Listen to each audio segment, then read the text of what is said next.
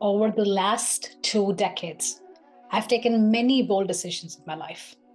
Over the span of the last 2 decades, I've taken many bold decisions in my life. Choosing to go into technology, moving ahead and breaking into cybersecurity, building my career as an ethical hacker, choosing to grow my career in leadership, building myself as an engaging storyteller and speaker, moving and building my life abroad, multiple countries, multiple times, even all by myself, learning different languages, cultures, and people, among many other things, many other such bold decisions. In all of these decisions, there was one thing in common.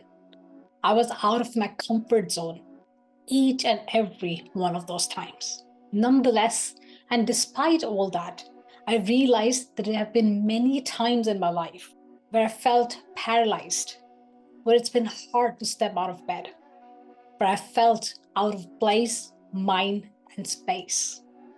In those moments, I felt like I can't move. I don't belong. I'm not enough. I can't take action. I can't make any decision. I'm not doing good enough. In those moments, I have asked myself, what the heck am I even doing?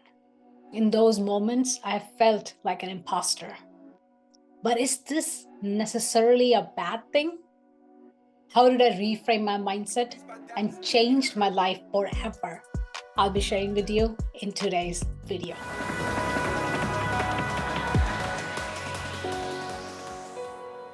Welcome to Monica Talks Cyber.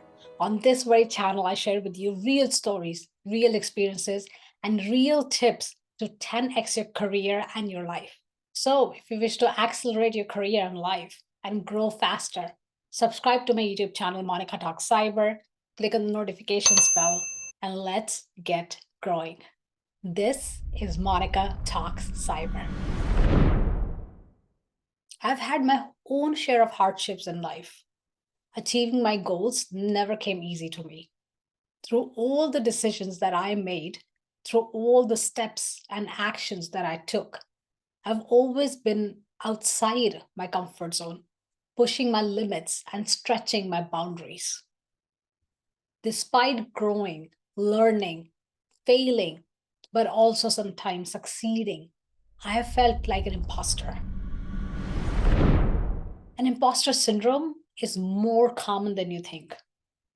Whilst the environment around you can play a big part in triggering imposter syndrome, your mindset plays a vital role. It can play a key role in either direction. It can strengthen those negative voices even further and take you down the rabbit hole, but it can also break the vicious cycle and help you learn to embrace it, to manage it, for you to be able to grow stronger. Until 2020, I didn't even know that I had been experiencing imposter syndrome for the majority of my life, for almost 2 decades. In 2020, one day I realized that I'd already reached all my short-term goals. I'd been a hacker, been a CISO, I've had good relationship. I still didn't feel enough. What next? I asked myself. I didn't have an answer. So I decided to talk to one of my most important mentors in my life, my father. I was in tears. I didn't realize that I was suffering from imposter syndrome until it was brought to my attention. As I was crying, my father consoled me. He helped me remember all those decisions I made, all those actions and steps I took, as a result of which I've had an amazing difference and impact in my life and people around me. I started reflecting how I would always minimize and diminish myself, even when I should have been proud. I started noticing how I would find my flaws, my mistakes, my failures, even when I should have been grateful. I started seeing the clear patterns of imposter syndrome. But what is imposter syndrome? Imposter syndrome is a feeling of inadequacy and lack of self-confidence in spite of evidence of success. It is a feeling of not being good enough and not deserving success, even when you've achieved it. It can make you feel like a fraud, or imposter. And once I started noticing the patterns of imposter syndrome in my life, there was no going back. It was right there in front of my eyes. There was something I needed to do about it. Why? Because that made me look into the mirror for the first time. And for the first time, I could really see I was being so unkind to myself. I was being disrespectful to myself. I was setting myself up for failure. It took me almost 3 years of work, but here are some of the very key steps I took to embrace and manage my imposter syndrome. Not to deal with it, but rather embrace and manage my imposter syndrome to be kinder to myself and also towards others. Number one, reframe the mindset.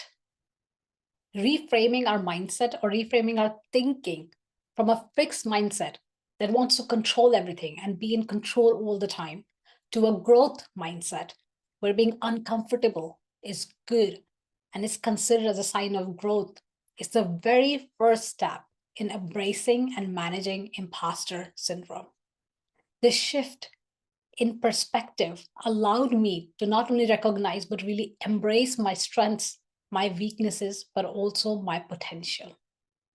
It's only when we step out of a comfort zone that true growth happens. It's really where the magic happens. Every single decision I have made had pushed me out of my comfort zone. Every single time I've been out of my comfort zone, I have felt like an imposter, but I've also felt the most growth. And reframing your mindset about imposter syndrome to connect it with the massive opportunity of growth can really help you focus on the progress and development that you are making rather than feeling overwhelmed by your perceived lack of ability, knowledge, skill, whatever XYZ. So, the first thing to remember is that imposter syndrome is not necessarily bad. It puts you out of your comfort zone. It is the growth opportunity. The issue is the mindset we have around it. If you think about it, imposter syndrome really is a growth opportunity. Reframing your mindset is key. Number two, embrace the imperfection. To err is human, but we rarely allow ourselves to err, and definitely not without feeling guilty about it. I've been guilty myself, guilty of perfection. Perfection has been my real enemy for years. Maybe it's also yours. Even when I used to achieve something great, it's the lack of perfection that nagged me and became my constant focus. During my master's, I was the only one to finish all my credits in the first year except one class.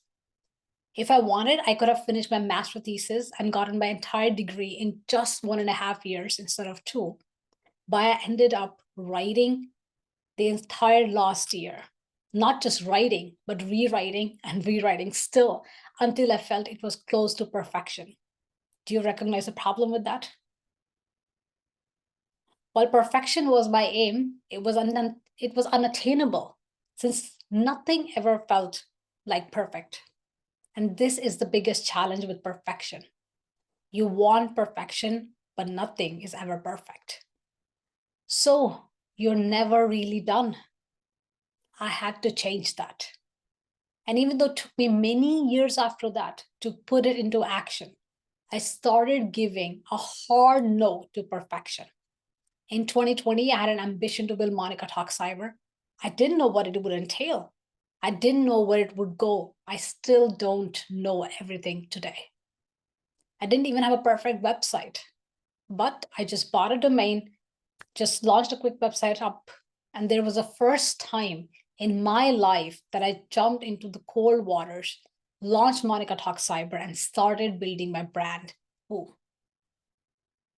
Saying a hard no to imperfection doesn't mean that you're not systematic, structured, or hardworking anymore.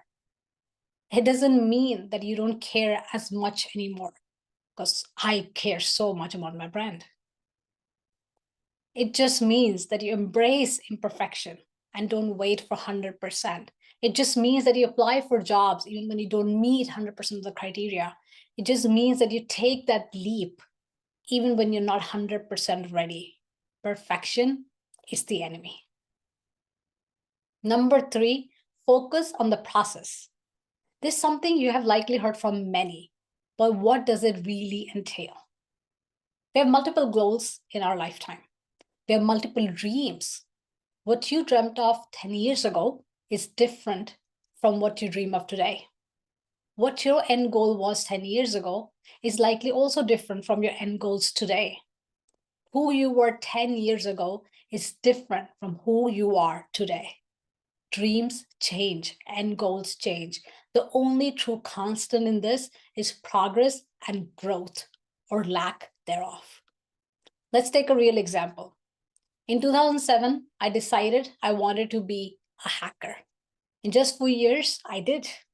In 2018, I decided to be a security leader. And by 2019, landed my first CISO role.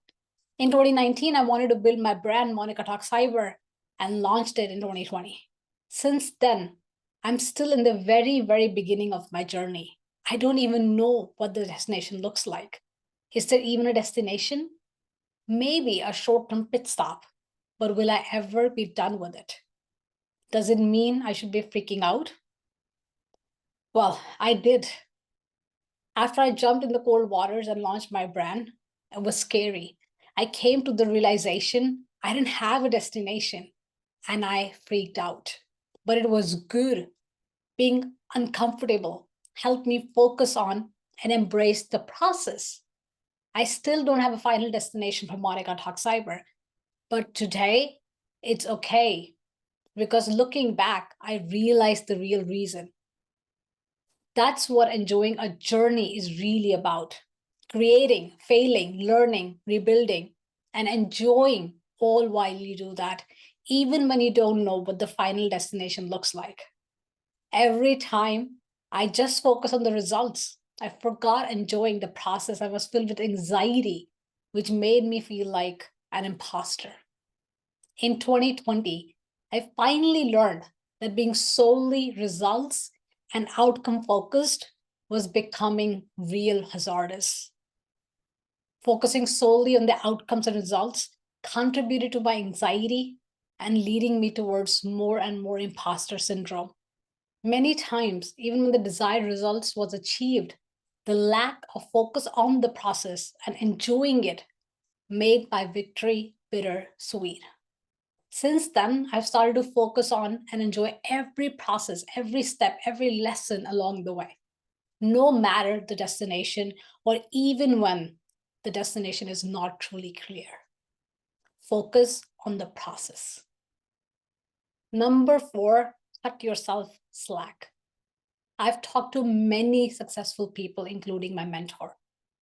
My mentor has opened and sold multiple companies successfully. He has ventured in various businesses successfully.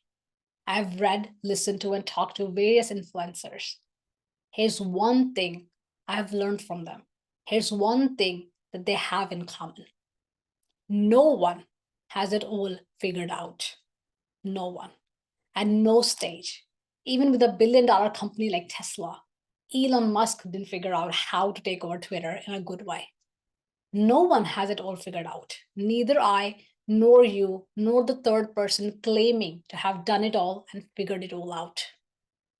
I've had many successes in my life and my career, yet I still am figuring my life and my shit out.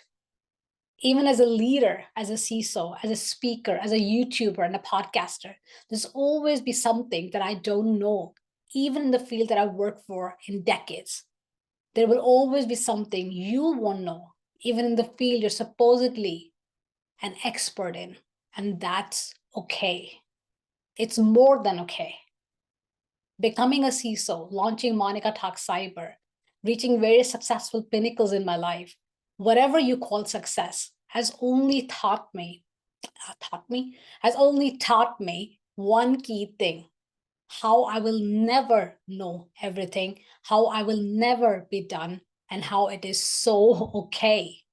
So I started doing something different. I started saying more and more openly, I don't know, to myself, to others, out loud. That felt so unburdening, that felt so empowering. It is okay to admit that you don't know all, to cut yourself some slack for all the things that you didn't do as planned, for not achieving your goals, for not having answers every single time, for not becoming a millionaire already in your 20s, for not waking up at 4 a.m., for not always being productive. It is okay. Cut yourself slack. Number 5, appreciate the reverse gap.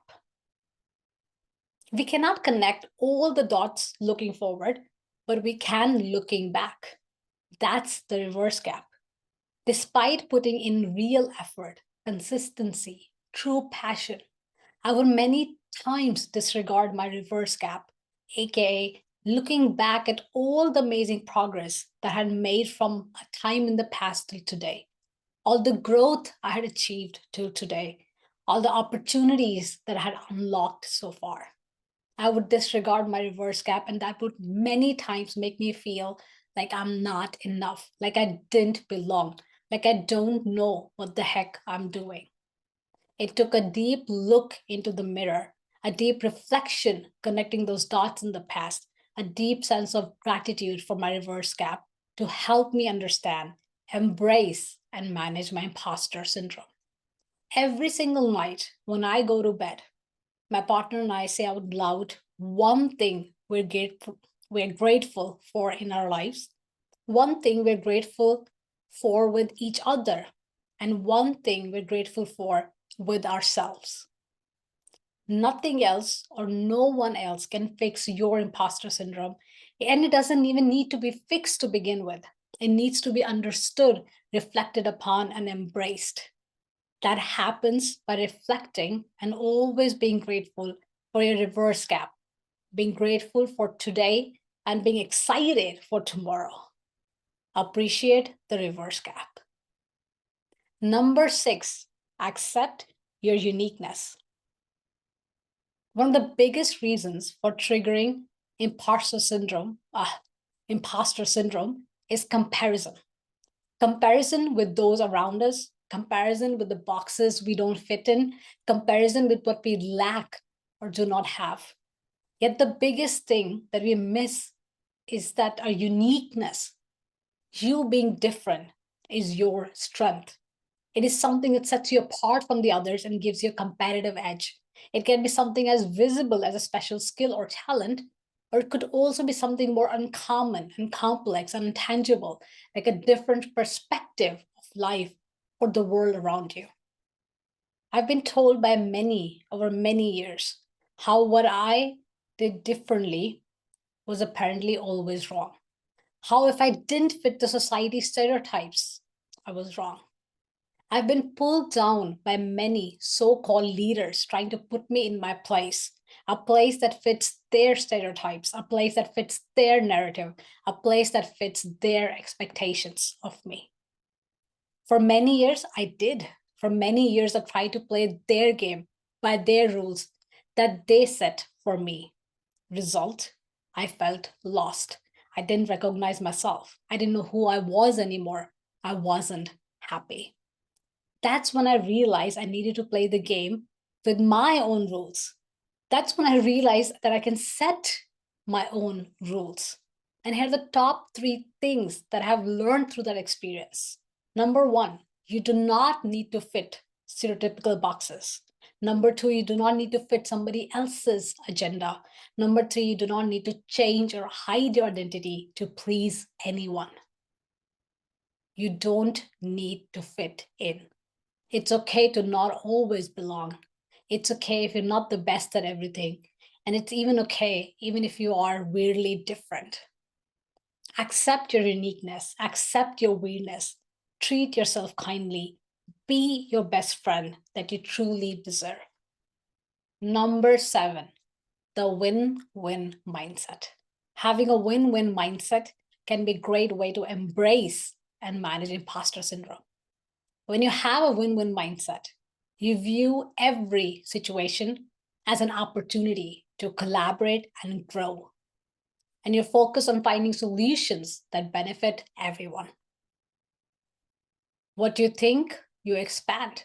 What do you think? You attract. This approach can help you recognize that you are capable and equipped to handle challenges and that you have something to offer. The opposite is a zero-sum mindset. A zero-sum mindset is when someone believes that for them to win, someone else must lose. A zero-sum mindset not only fuels imposter syndrome, but it often also fuels anger and jealousy by seeing others win, leading to even further imposter syndrome. It becomes a vicious cycle. You want to break that vicious cycle before you get dragged down the rabbit hole. And I must admit, I haven't always been happy by seeing other people's successes, by comparing myself to them. And we often get sucked into this idea of that if we are not winning, then we must be a loser. However, the biggest thing that I've learned is that we are all playing a different game. We're not even really competing with each other. We're competing or we're playing our own games with our own rules and just competing with ourselves, and everyone can win. Life is not a zero-sum game. A win-win mindset is the most important change that I've noticed in my life that has brought me the biggest results. I don't compete with others anymore. I don't see anyone as a threat. I'm ecstatic when others around me win. I love it when I'm able to help others win. A win-win mindset can truly help with imposter syndrome because it encourages you to look for ways to succeed without feeling like you have to be perfect, without feeling the need of comparison. It also helps you to recognize that other people have strengths and weaknesses just like you. Shifting your focus from how do I win to how can we win together can truly help avoid getting stuck in the imposter syndrome trap and rather embrace it, manage it, and grow through it.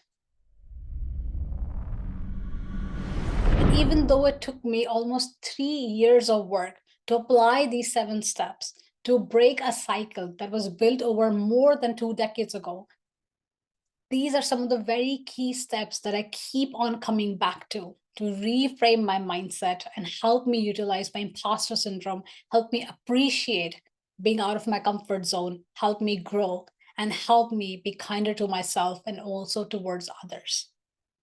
These steps have helped me immensely, and I hope they can do the same for you. So please, please, please, this is too important a message. Like and subscribe and share it with as many people as you can. I hope these can help you 10x your career and your life, and also for the close ones or the ones that you believe need to hear this message today. This is Monica Talk Cyber. I'll be back with more videos. Until then, take care and stay safe. See you next time.